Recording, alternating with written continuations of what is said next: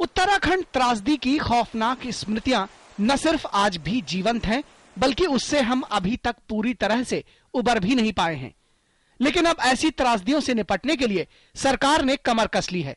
केंद्रीय जल संसाधन, गंगा संरक्षण और नदी विकास मंत्री उमा भारती ने दिल्ली में एक संवाददाता सम्मेलन को संबोधित करते हुए कहा कि पहले से ही जारी बाढ़ प्रबंधन कार्यक्रम को और गति दी जाएगी। इसके लिए मंत्रालय के अधीन आने वाला केंद्रीय जल आयोग अब ऊंचे पहाड़ी क्षेत्रों पर स्थित 50 हेक्टेयर या उससे बड़ी झीलों की पहचान कर उनके जल स्तर की जानकारी राज्य सरकारों को देगा, जिससे बाढ़ प्रबंधन में मदद मिल सके। ऊंचे पहाड़ी क्षेत्रों में 50 हेक्टेयर या इससे बड़ी ऐसी झीलों की पहचान कर उनके जल स्तर की जानकारी कंसर्न जो राज्य सरकारें हैं उनको देगा तथा उनकी समय समय पे वो रख रखाव कर सकें, इसके सलाह भी देगा।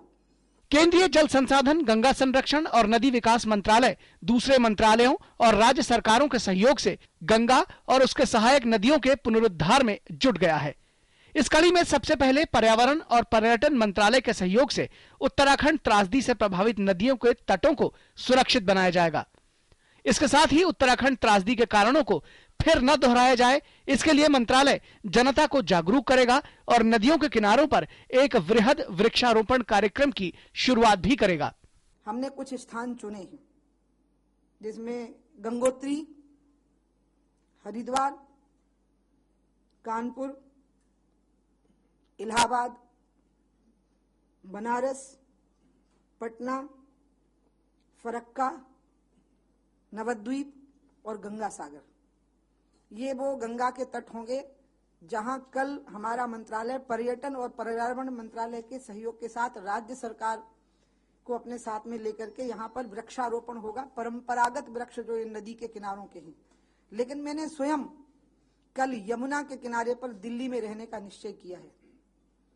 विभाग की मंत्री उमा भारती खुद मंगलवार को दिल्ली में यमुना तट पर वृक्षारोपण कर इस भीषण त्रासदी में मारे गए लोगों को श्रद्धांजलि देंगी।